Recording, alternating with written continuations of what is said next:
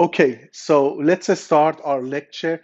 But in the beginning, let's look at the whiteboard in the previous lecture. So in the previous lecture, we mentioned that this equation is the spherical equation for uh, for reflector antenna. So this is 2f1 plus cos theta. That was the equation. Then we wrote this equation by multiplying r by 1 plus cos theta. And we saw that this become constant.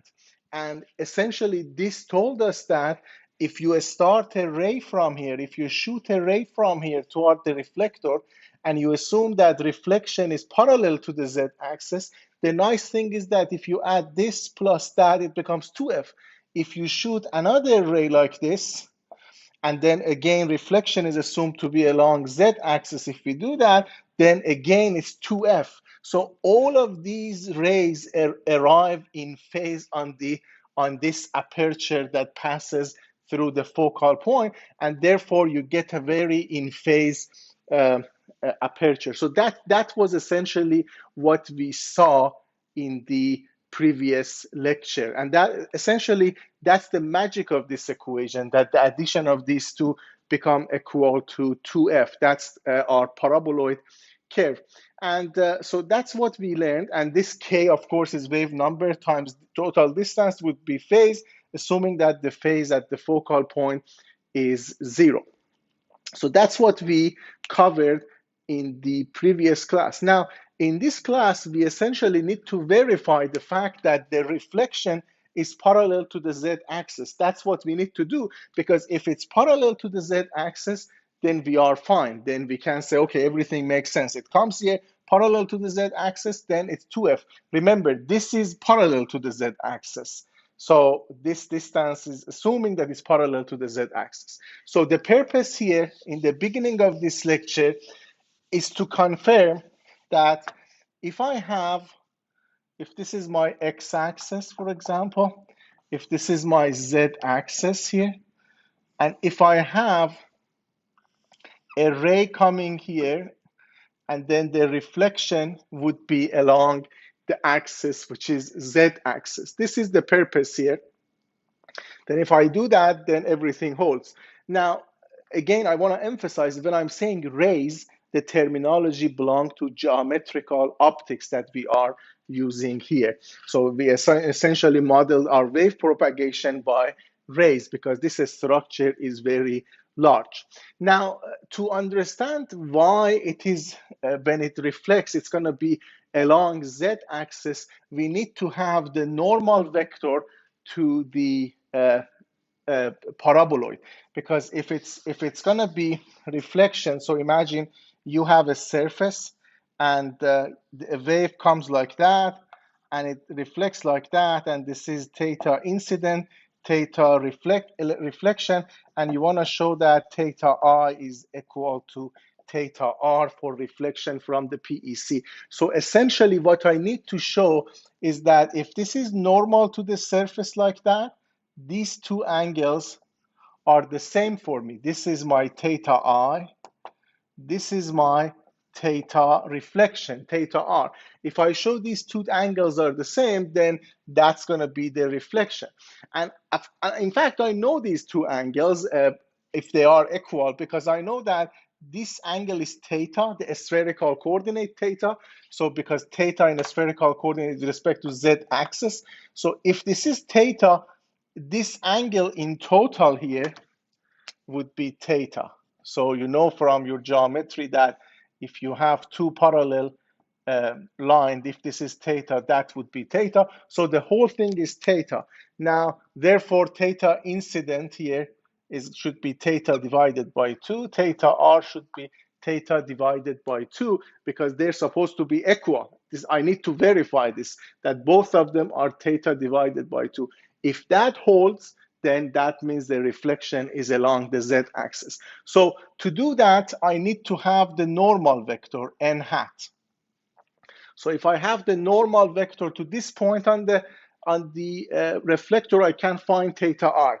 Now, you may ask how you're going to find theta I. I'm going to say I have one vector in this direction, and this is my normal vector n hat. Now, if I ask you find the angle between these two, you could say that if I have two vector, the dot product of these two vector would be the magnitude of them times the cosine of the angle between them. For example, in this case, theta I. Now, if n hat is one of these vectors, the nice thing is that this is a unity vector, magnitude is 1. And B, in this case, if you look at this vector here that we have, this is along R. So this vector is, the unit vector would be R hat.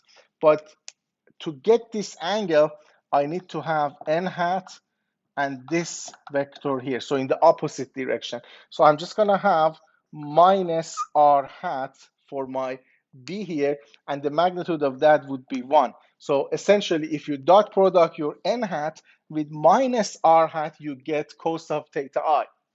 And based on that, you can verify if it's theta divided by 2 or not. The same thing goes for theta r by noting the following, that you have an n hat, and this direction is z hat minus. Remember, this is your z hat, so if you go this way, it would be minus z hat.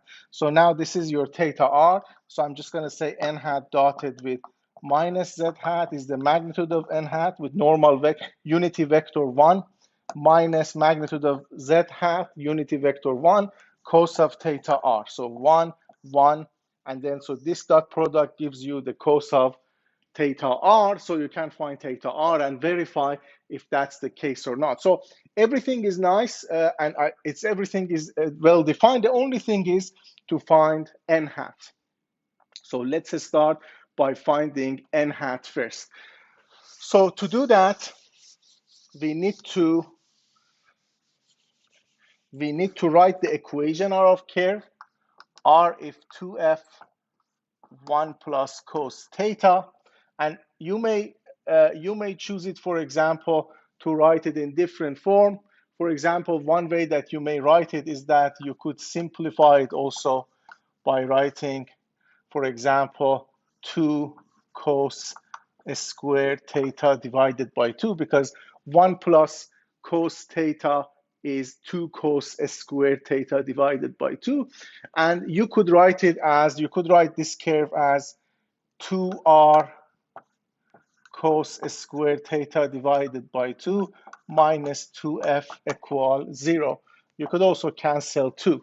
So that's essentially your curve in the form that an equation equal to 0. So that's the equation that we have. And to find the normal vector, we need to take the gradient of this equation. Now, to remind you, first of all, this does not have phi, but let's say if you want to take the gradient of f, not f is probably not a good idea. Let's say gradient of g. F is the focal point. I wanted to have a function. Focal length was f, so I don't want to confuse it. G is an arbitrary function. You want to take the gradient in the spherical coordinate. That becomes di g di r hat plus di g di theta hat plus di g di phi hat. Something that you need to be careful is that you see this is divided by r, which is meter. This is divided by angle.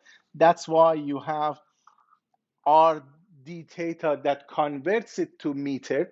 And in this case, you have r sine theta. That again, r times angle, you have r in the denominator because this is divided by meter, if you notice here. So this is my gradient.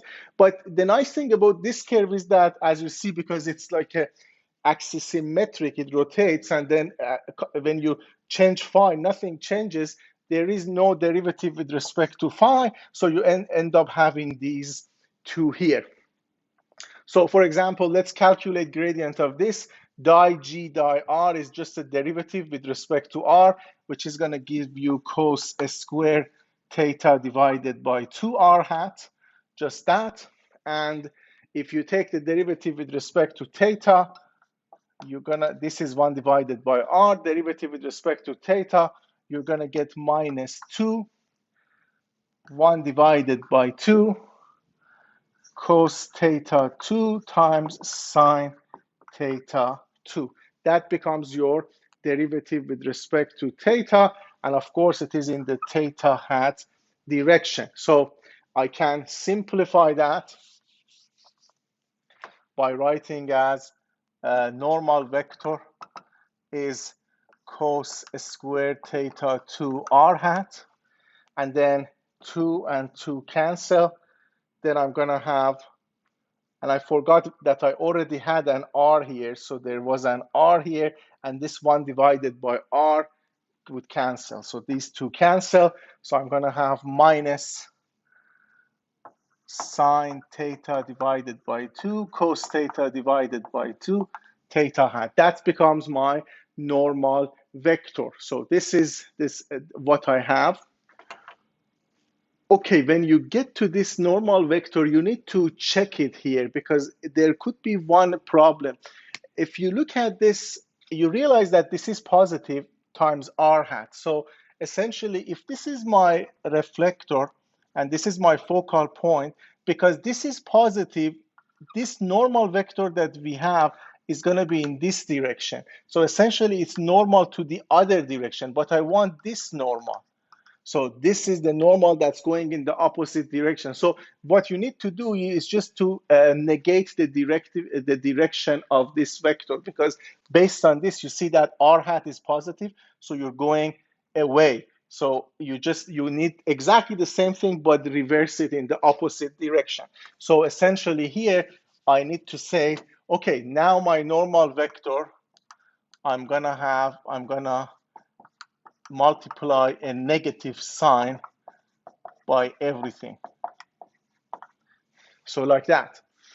And remember, this is a normal vector, but what the normal vector that I want based on this dot product, remember, I said I want a unity vector. So I want this one to be one, this to be one, so that I can easily calculate my cosine. So if you want to have the unity, which I show by a small n hat, then you essentially need to divide this by its magnitude.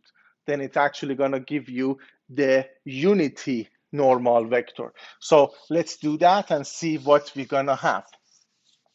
So if we take the magnitude of n, so let's see what would be the magnitude of n. Magnitude of n would be a square root of cos to the power of 4 theta divided by 2, which is this square, plus this square, sine 2 theta divided by 2 cos 2 theta divided by 2. Now you can factor cos 2 divided by 2, and then you're going to have cos 2 divided by 2 here, plus sine 2 theta divided by 2, and that's going to give you, this is 1, so you're going to get cos 2 theta divided by 2 right here, and that's going to give you just cos theta divided by 2. So you realize that the magnitude of this vector is just cos theta divided by 2. So you just need to divide this by cos theta divided by 2, and that's going to be minus cos theta divided by 2 r hat plus sine theta 2 theta hat. That becomes my normal vector to the surface of the reflector, and the n hat is looking toward the origin, not outward in this direction. So that's my n hat. Now we can actually use this n hat to find our theta I. We already mentioned that n hat dotted with minus r hat should gives us cos theta I. So this is what we discussed earlier. So now let's calculate that. If I dot n hat dotted with r hat here, you're gonna have this has r hat dotted with r hat becomes 1. You have a negative sign here, so you get, so this becomes cos theta divided by 2, r hat dotted with minus r hat, and then you're gonna have plus sine theta divided by 2 is theta hat. It needs to be multiplied by a theta hat here, but you don't have anything, so there is just nothing here. And r hat dotted with r hat is 1, so you get you get, there is a negative sign here too, you get plus cos theta divided by 2. So that becomes our theta I. So if you look at that, this is cos theta I, and we just proved that this side is cos theta divided by 2. So based on this, you can conclude that theta I is theta divided by 2. So that's what we have here. Now, this is actually very nice because if this is theta divided by 2, immediately you see that this is theta. So the whole thing was theta.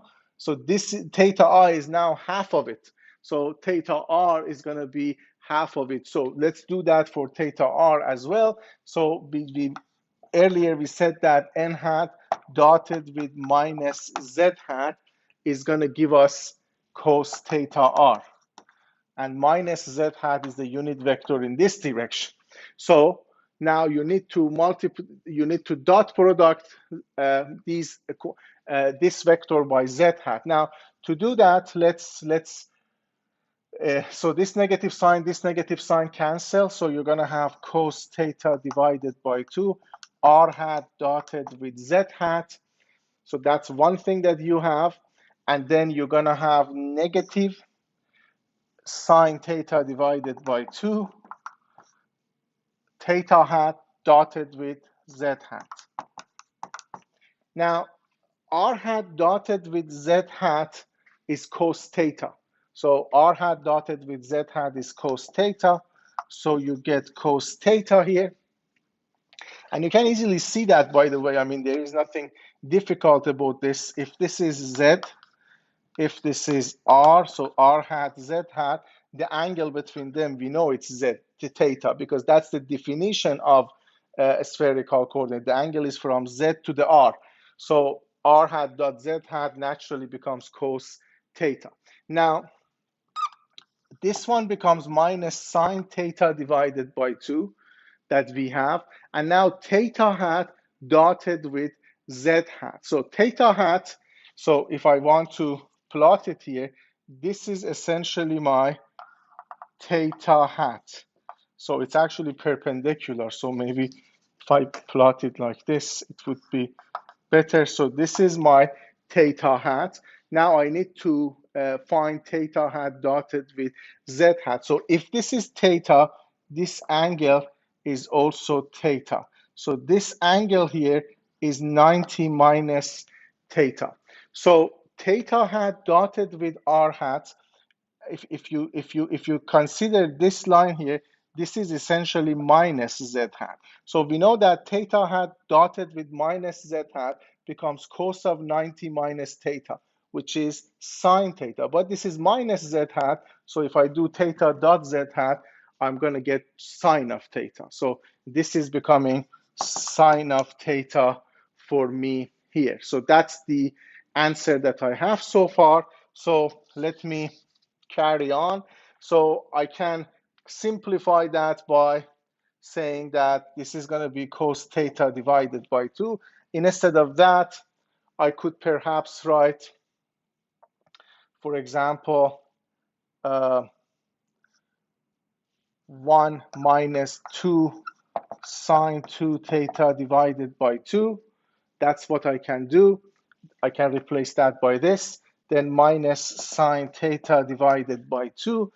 Instead of sine theta, I can write 2 sine theta divided by 2 cos theta divided by 2. Now, if you look at this term here times this can be cancelled by this. So let me see if I made any mistake. Okay, the mistake that I made is that theta hat dotted with z hat was minus sine theta. So when I put minus sine theta here, this should become positive. So if this becomes positive, this becomes positive. So this times that plus this is going to be cancelled. And therefore, the answer becomes cos theta divided by 2. So you see, n hat dotted with minus z hat becomes cos theta divided by 2, but it's also equal to cos theta r. Then I can conclude that my theta r is also theta divided by 2. So now I proved essentially everything that I needed, that if I have this reflector, this is z axis, so x. So if I consider this ray, this angle is theta, then the reflection has to be parallel, because I want these two angles to be the same for the reflection. I know the addition of them should be equal to theta, and I just proved that the reflection in fact is going to be parallel to the z axis, because theta r is equal to theta r. So that would be our reflection over there. So this is proved, and of course you cannot go this way because this is PEC, is complete shielding, so the reflection would be to the other side. So this is quite powerful, because if you, for example, if you consider that you have a feed here and you illuminate your reflector like that, then all of these rays are gonna be reflected like this. So as you see, they're collimated, they're parallel to each other. So collimated, they're parallel to each other, and also they're parallel to the z-axis that we had. That was my z-axis. And by the way, now that we are here, maybe I should mention why I defined this to be z-axis, because I wanted this angle to be theta, and theta in a spherical coordinate is with respect to z-axis. So that's why this particular one, which is the axis, was defined to be a z. So you see, this is now the situation. Now, if you think about antenna, is that all the radiation coming to this direction based on the geometrical optics. So that essentially means you're gonna have a very directive antenna to this side. So it's almost like one extremely like a Dirac delta function in that. But remember, this is just a model, and you're gonna, of course, gonna have some side lobe, maybe back lobe, and things like that. So you're gonna get a little bit of side lobe and things like that. But that actually tells you that it's going toward this direction for you. So that's something to consider. Now, so based on what we just talked about, we can also appreciate the fact that if I have this, the reflection is parallel. So earlier we learned that if we are parallel to the z-axis, the summation of this and this and this becomes both 2f. So when you arrive here, the phase is that. You arrive here, the phase is this, assuming that this is your phase center, phase of 0. So you have a very nice uniform phase distribution here. So that would be something that we discussed. Now let's consider one more thing before going to a little bit of geometry. So the question I want to ask is that what would be the electric field over the aperture? So let's consider, for example, let me plot it here.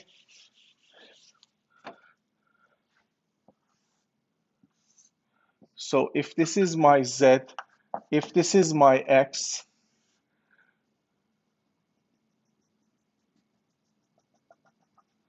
like that.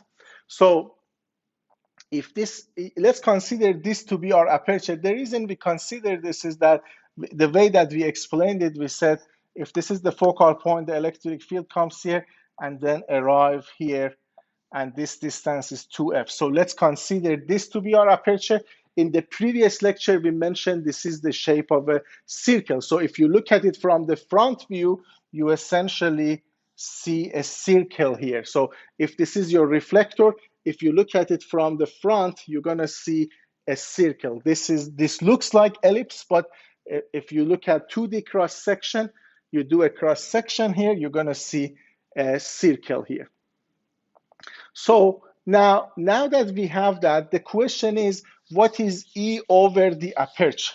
So we can just write E over the aperture. And so essentially, I'm looking for E here. Now, why do we want E over the aperture? Because we learned from aperture antenna theory, remember open-ended waveguide, for example, that if you know the field over the aperture, you can actually find the field in the far field. And that was based on the aperture theory that we used, Fourier transform, that a small f that we had to go to the far field. So just a reminder here that we had E tangential over the aperture. Then we found something which we called a small f. That was essentially 2D Fourier transform. And from here, we went to E in the far field zone. So that's the situation that we had before. So then you understand the importance of this electric field over the aperture, because if I have that, I can understand my far field based on this structure. So now let's focus on our E over the aperture. So let's start by assuming that I have a point source here. So it's just a point source like isotropic source, although it does not exist. But for now, let's assume that we have an isotropic source here. So what's going to happen is that it's going to illuminate the reflector. And again, I'm limiting myself to geometrical optics here. So it's like illuminating with a ray, illuminating with a ray, and then reflection happens like that. So you see, when the reflection happens, so you're having a spherical wavefront here. So if I plot it again, you have this spherical wavefront going toward the reflector, and after reflecting from the reflector, you're gonna have planar wavefront like this. So you can just plot something perpendicular to the rays, and you will see that this is for the illumination. So you have these rays. So now look at this. This is your wavefront, spherical here. And now if you look at the reflection, if you have your reflection here like that, if you have something, let me have two more. So this horizontal line, this is going to be perpendicular to them. So this is your plane wave. So you can think of this structure as something that transforms a spherical wave to a planar wavefront. So this is something that the way you can think of this structure could be like this. Now if you consider this, you'll see something interesting, that if this distance is r from here to here, and this is r because we are in a spherical coordinate, this is r. So this is what we have in a spherical coordinate. This is r. Therefore, the electric field from here is going to drop by a factor of r. But then when it becomes plane wave, there is no drop anymore. You can understand it by noting that the power stays the same. So if you have a sphere, a spherical wavefront, the sphere becomes larger and larger and larger. So your electric field should drop because you need to keep the power the same. So if you have a total power passing through this sphere, that's the same as total power passing through that. But remember, power density, W, should drop by a factor of 1 divided by R squared, because area increases by 1 divided by r squared. So power density is related to electric field square. So electric field would drop by a factor of 1 divided by r. But when you go to plane wave like this, the area of plane wave doesn't change, but the area of a sphere changes. So you're going to have a drop by 1 divided by r, but after that, you're not going to have any drop. So what's going to happen is that at least I know that the electric field over the aperture is going to have a term which is 1 divided by r, for the drop like that. So that I know. And if I assume that the magnitude of electric field at this point is E naught, then I can just say I had E naught, and then it's going to drop by 1 divided by R because of this. Now, after that is plane wave, so I don't have any magnitude drop. But remember, here we assume this is the phase of 0. Now, we're going to travel this much and this much to get to the aperture. And we learned that addition of this plus this is 2f.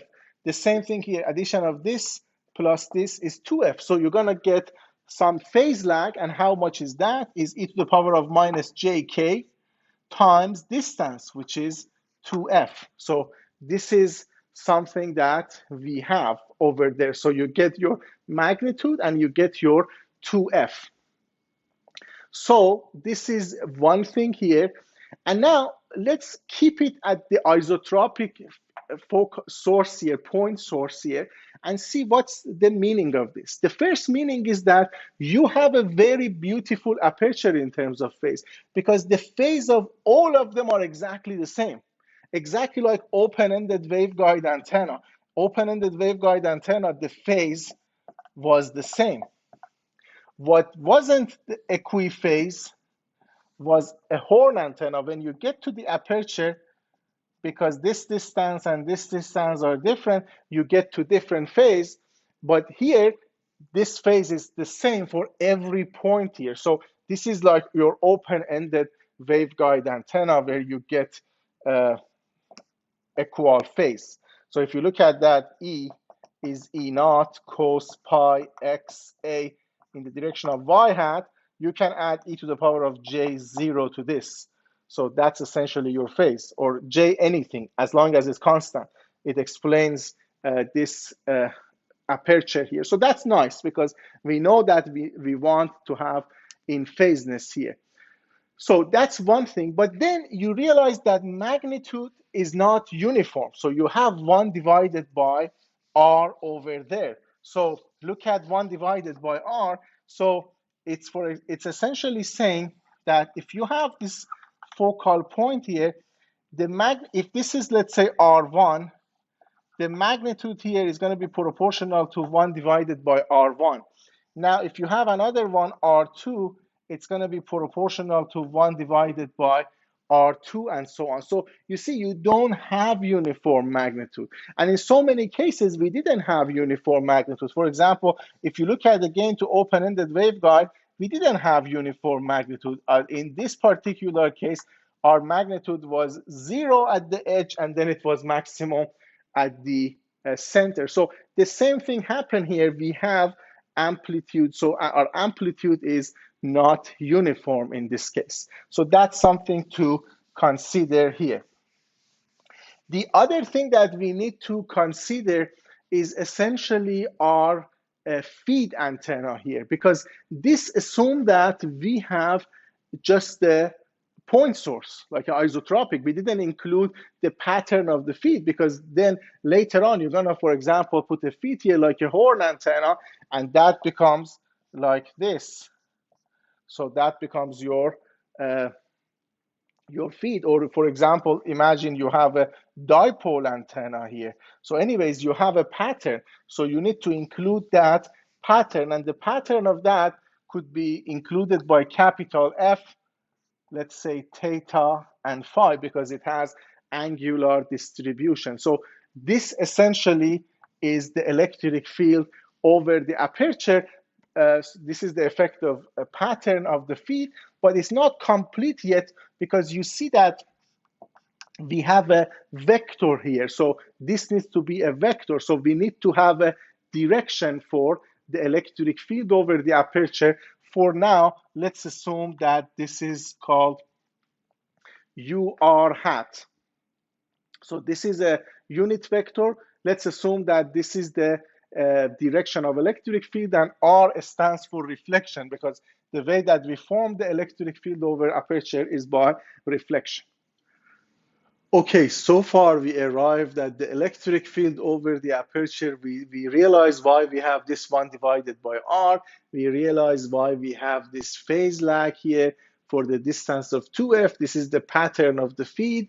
And we also know that the direction is UR hat. So usually remember, when you have a surface, like for example, if I have a surface like this, and this is, let's say, a wave polarized in the x hat direction. This is the direction of x. So if it hits the PEC, which is flat, you know from your EM courses that the reflection would be again in the x hat, but more precisely minus x hat. So if, for example, this is the tip of the electric field and this is a PEC plane, it comes here and reflection would be reversed. The reason for that is that E tangential over the surface of the PEC needs to be 0. So when you have this incident, when you have this reflection, so you see their opposite direction, they cancel, and E tangential over the surface of the PEC remains to be 0, which is our boundary condition. So, but here we are dealing with the curvature. It's not a flat surface. So you expect that if you send something, for example, in the x hat direction, you just don't have simply a minus x hat. It's more complicated than this. So you need to figure out what is your UR hat. This is what you need to do to be able to uh, uh, calculate your electric field over the aperture. Okay, now let's calculate our UR hat. So to do that, I'm just going to make like an example. Imagine you have a PEC surface, and this is the normal vector here. And there is a plane wave that's coming in this direction. So, and this is, for example, the electric field. And then you get your reflection at this point, and you get your reflection like that. So if you are bringing this to the surface of the PEC, you see that you have two components like that for each of them. And the tangential component of this, which is tangential to the PEC, needs to cancel the tangential component of the reflected. So you see they have the opposite direction. The normal component on the PEC remains. So on the surface of the PEC, the only thing that remains is the normal one. And because PEC is 100% reflection, so you essentially get the same. So if you come with a certain electric field, that's you're gonna have this like 100% reflection. So that brings us to this idea that if I sum up EI, which is the incident electric field, which is coming from your feed or source to the reflector, plus E reflected by the reflector, and here I'm talking about right on the surface of the reflector, then we know from electromagnetic that the only thing that remains is the normal component. So, and remember, I'm talking about right on the surface of the PEC. I cannot have tangential component. And so everything that remains, it would be the normal component, and the magnitude of that would be 2 times EI dotted with n hat. So this is the normal component of EI. So when you dot product EI by n hat, you get its normal component, but it's going to be twice of that. And I just represented that for you here, that you get one normal component here, and you have your reflection, you get another normal component. So you have two of them. So this is the factor of 2, and you have the normal component. So this is the situation that we have.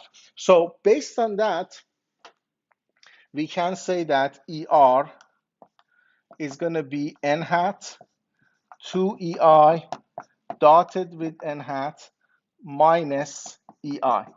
So you just bring EI to the other side. And remember, I'm looking for the unit vector of reflection. So I have the direction of my electric field.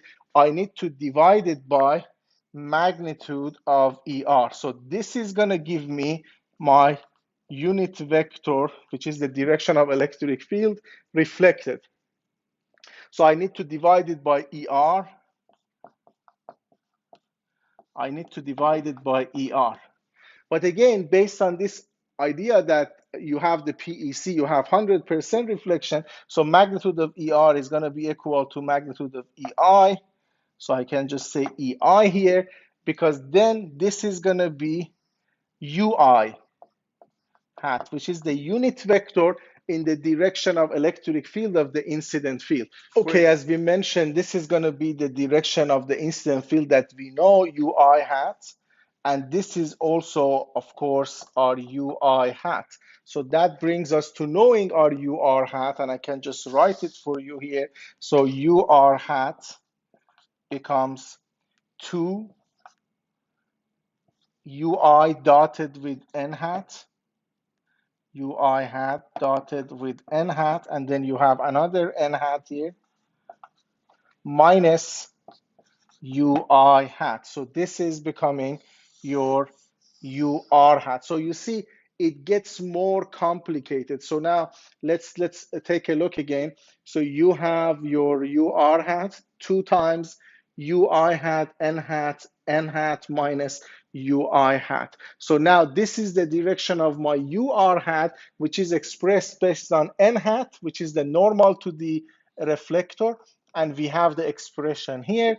And then we have ui hat as well. So we have everything that's needed for ur hat. If I know the polarization of my incident field, and I always know my n hat, then I can have my ur hat. Now with this, it's good to make a quick check to see if that's okay or not. So for this, I'm assuming that my fd increases so much, and in fact I'm assuming that it goes to infinity. So if it goes to infinity, we know that the curvature becomes less and less and less until it becomes a flat line. So this becomes less flat, less curve, it becomes almost flat if fd goes to infinity. Now because it goes to infinity, the focal length is also goes to infinity, so the source is very far. Now if I have, for example, a dipole very far, which is polarized in the x direction, then essentially it's coming to the flat surface. So ui hat is x hat, and now n hat becomes interesting because it's flat. So essentially this becomes the n hat, and you know this n hat, this is based on this coordinate. This is just simply minus z hat, and then n hat is again minus z hat, and then you have your ui hat, which was x hat, but you have a negative sign, it becomes minus x hat here. So what would be my ur reflected? So x hat dotted with z hat is 0 because they're perpendicular. So the whole thing is gone. So now your ur hat becomes negative of ui hat, which makes perfect sense, because if you come with a plane wave in the x hat, the reflection would be the opposite direction in terms of electric field. So if you're dealing with a flat surface, you essentially don't have this part. You don't have this part, and you just have ur minus ui hat, which, so at least we verified that this part is correct, and at least this part becomes 0. So this is a little bit of challenge when it comes to reflector antenna, because usually if you send something with a certain polarization, you want to keep the same polarization.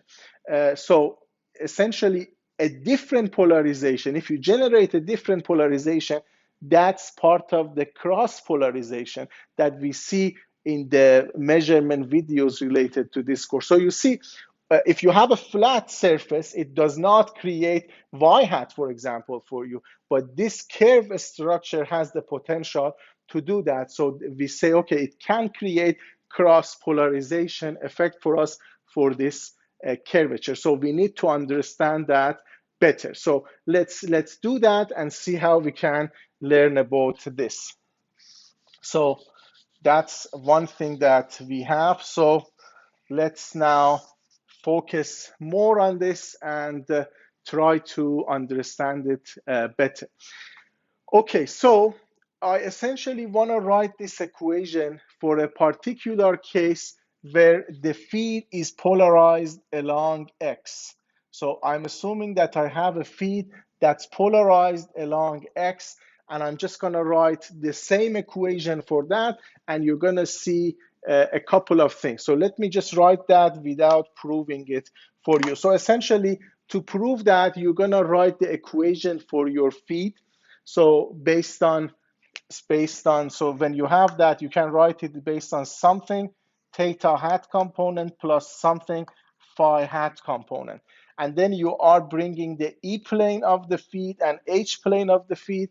And then based on that, you can arrive at the equation that I'm going to write. So, and we're going to represent the E plane of the feed by CE as a function of theta and CH as a function of theta for the H plane. So this is, of course, three-dimensional pattern, but now we are considering two cuts of this because that's more practical, which is the E plane and H plane as a function of theta. So for example, you can assume that for E plane, we set phi to a certain number. For H plane, we set phi to a certain number, usually 0 and 90. And then we essentially decompose this into E plane and H plane. So that's what we have. And now let me write the final equation. So this is going to be the equation from Professor Stutzman and Thiel textbook. So this is the E aperture is going to be E naught, e to the power of minus j k2f divided by r minus x hat ce theta cos square phi plus ch theta sine square phi. So that's one component that I have. And then I have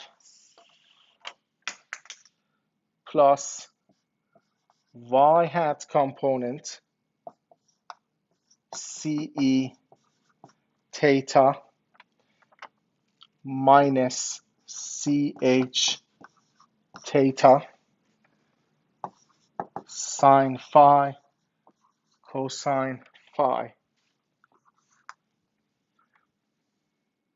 So let me double check this to make sure that this is correct. So I have that. So perhaps I need a bracket here. So y hat ce theta minus ch theta times sine phi cosine phi. So that's what I have here. Okay, I need to elaborate on this a little bit more, but before doing that, and I need to make a little bit of correction here, but let's start with this and then we go step by step. First of all, you see that I had this E naught here. I have my E naught here. I have this e to the power of minus jk2f here.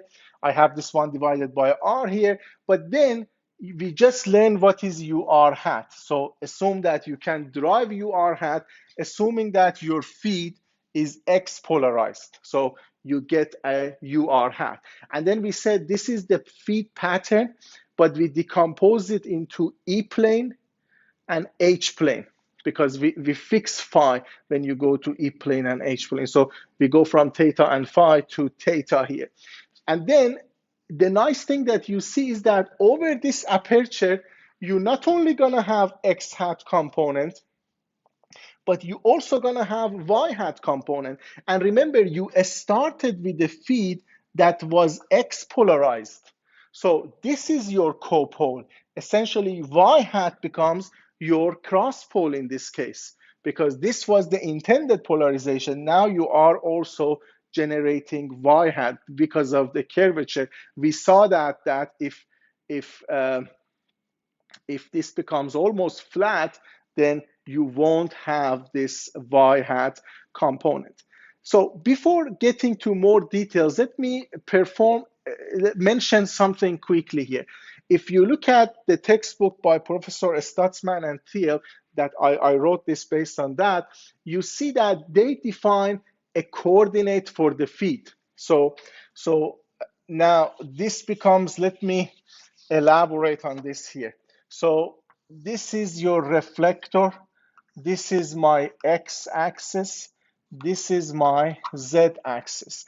Now, you put the feed here. So feed is looking along the z-axis. So This is very convenient for the feed because you see the feed is looking toward the Z axis. So that's why they call it X feed, Z feed, and then Y would be in this direction. So this is going to be Y feed. So that would be the direction of, so this is the coordinate that they have for the feed.